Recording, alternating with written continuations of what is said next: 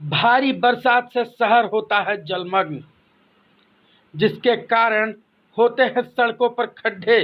भारी बरसात से खड्डों का यह शहर कब पाएगी छुटकारा भिवंडी इन खड्डों से? देखिए नित्यानंद नाडार से खास मुलाकात S7 न्यूज के साथ।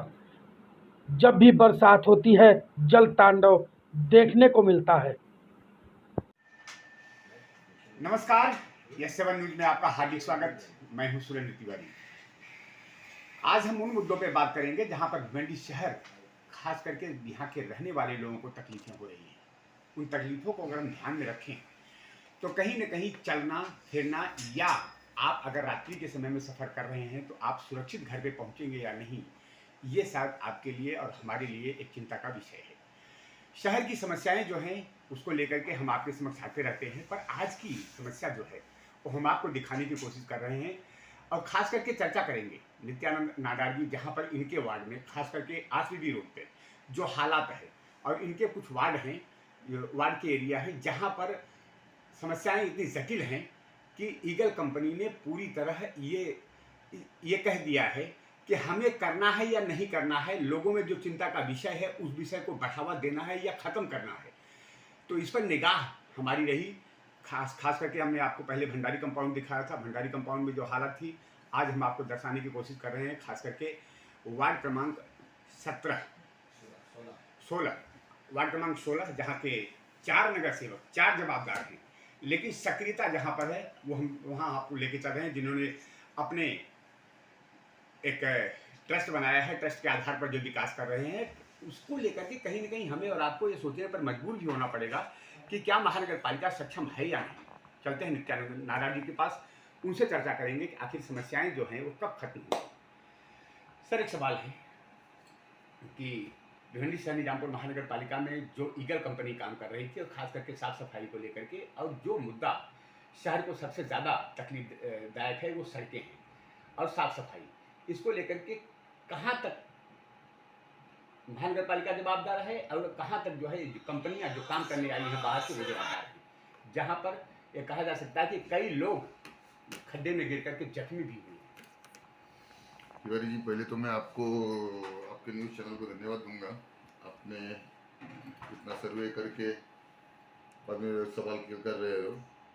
तो ईगल कंपनी को जो कॉन्ट्रैक्ट दिया गया था, मेरे हिसाब से इनको भूमिगत ड्रेनेज का कॉन्ट्रैक्ट दिया गया था, और मैं आपके साथ हूँ, मैं आपसे सहमत हूँ कि इन्होंने इनका काम सही ढंग से किया नहीं। ये मैं ही नहीं, भिवंडी के बहुत सारे नगर सेवक ये चीज़ को मानेंगे, क्योंकि इनका जो भी रीज़न हो, इनका बिल आया है नहीं आया है, इनका फर्स्ट फेज में काम हुआ है, सेकंड फेज में काम हुआ, पर मेरे वार्ड के जो एक्सपीरियंस है, मुझे देखना मिला, इनका काम उतना ग्रेड वाला काम नहीं रहा। इसके लिए हमने कॉरपोरेशन में आयुक्त को हमने इसके खिलाफ एक कंप्लेंट लेटर भी हमने दिया हुआ है, और इनका काम एकदम लेट है। आज 4 साल होने को आ गया है इनका। जिधर हमारे 16 नंबर वार्ड में इन्होंने ड्रेनेज का पाइपलाइन डाला है, उसके ऊपर इन्होंने डामरीकरण किया नहीं, जो उनके टेंडर में है।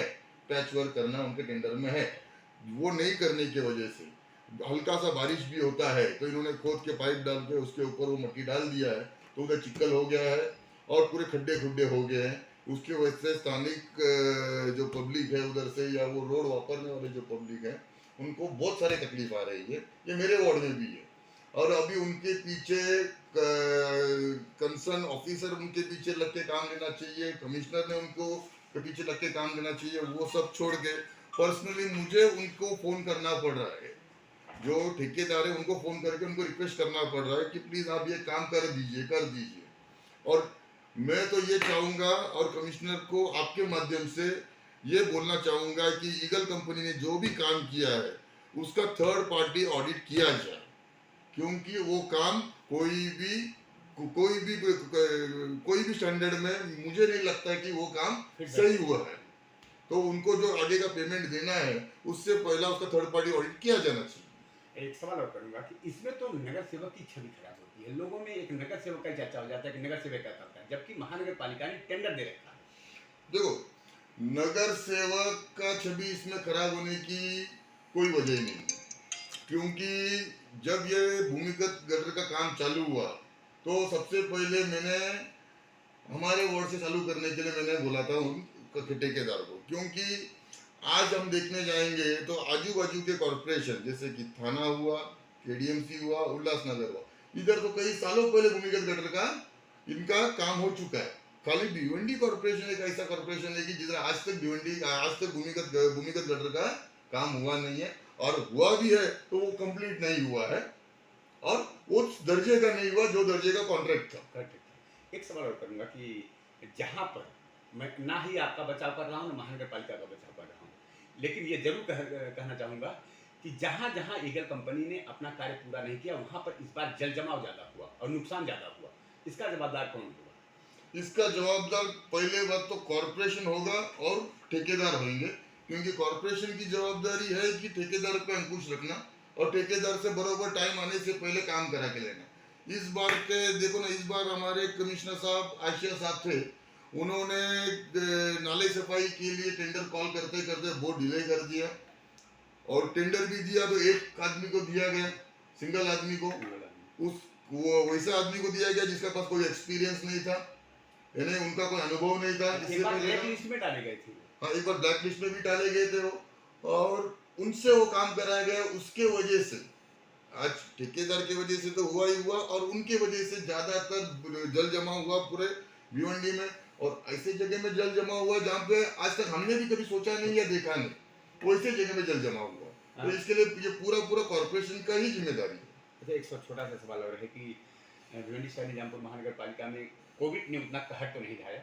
आप लोगों ने जो प्रयास किया, आप लोगों ने जनता के बीच जाकर के जो समझाया, प्रशासन ने जो तैयारियां की थी, पुलिस प्रशासन ने जो जिस तरीके से अपना कार्य किया, हम धीरे धीरे उससे उबर पाए। कुछ लोगों को हमने जरूर खोया है, लेकिन हम उबर पाए। तीसरी लाट के लिए, जो तीसरी लाट आ रही है, उसके लिए केंद्र शासन द्वारा और राज्य सरकार द्वारा एक प्रयास किया गया था ऑक्सीजन प्लांट के लिए, लेकिन ऑक्सीजन प्लांट का फंड आकर के रखा हुआ है, लेकिन उसकी तैयारी नहीं की जा रही, उसको लगाया नहीं जा रहा है, जबकि ऑक्सीजन प्लांट चालू हो जाए तो हो जाना चाहिए था। हाँ, मुझे जहाँ तक मेरी जानकारी है, ऑक्सीजन प्लांट एक खुदाबख्श सॉल में, गौराल देवी में प्लांट लगने वाला है, और वो क्यों नहीं लगा है अभी तक, क्या डिले है ये मुझे मालूम नहीं है।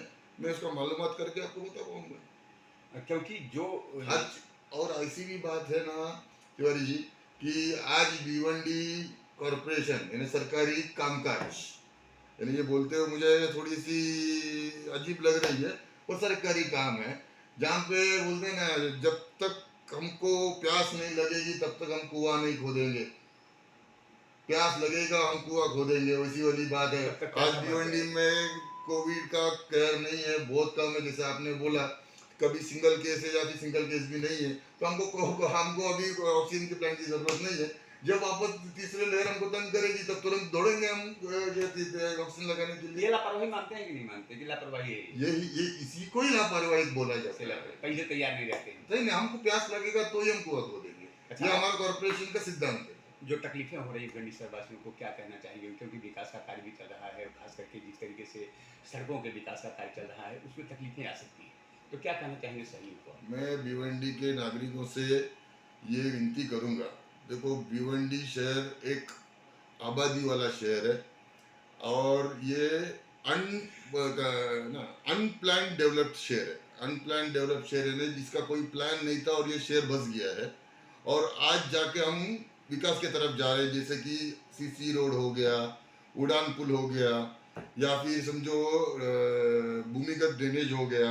तो ये सब काम करते वक्त तो स्थानिकों को तो वहाँ से बाहर निकाल नहीं सकते, उनको तो उधर रहना ही है, तो वाजिब है कि उनको थोड़ा तकलीफ उठाना पड़ेगा, और उनको थोड़ा रिस्क भी है। तो मैं सभी भिवंडी शहर वासियों से ये विनती करूँगा कि जब तक ये डेवलपमेंट चालू है, आप आपके परिवार के साथ जरा संभल के रास्ते में चलिए। कोविड भी है तो कोविड से भी जरा बच के चलिए, नहीं कि आप मास्क और सैनिटाइजेशन जो भी आपको गवर्नमेंट ने बोला है उस पर कीजिए। और सबसे बड़ी बात तो जो वैक्सीनेशन है वो वैक्सीनेशन लीजिए आप, क्योंकि जितने जल्दी हम हमारे देश में हम 80% वैक्सीनेशन पार नहीं करेंगे तब तक ये लॉकडाउन और ये जो कोविड का जो वेव है वो हमको डराता ही रहेगा। तो हम चाहेंगे कि भिवंडी शहर वाले अव्वल आए इसमें कि वैक्सीनेशन में कि भाई हमने सबसे पूरे पूरे भारत देश में हमने सबसे ज्यादा कोवैक्सीन लिया हुआ है करके। रहे वासवन्ना जी, इन्होंने एक शब्द बीच में बहुत ही महत्वपूर्ण बोला कि हमारा कोई प्लान नहीं है, जबकि महानगर पालिका जब बनी तो 20 वर्षों का प्लान बनाया जाता है कि 20 वर्ष तक हमें क्या करना है। खैर 20 वर्ष में प्लान जो बनाए गए हैं उसे तो हम अधूरे में हैं, अभी भी वो पूरा नहीं हुआ है और फिर प्लान बनाने की कोशिश की जा रही है 2024 के बाद। तो खैर जो समस्याएं हैं वो ये हैं कि अगर हम प्लानिंग से काम नहीं करेंगे और अपने प्लान को पूरी तरह से सफल नहीं बनाएंगे तो हमें दिक्कतें आती रहेंगी।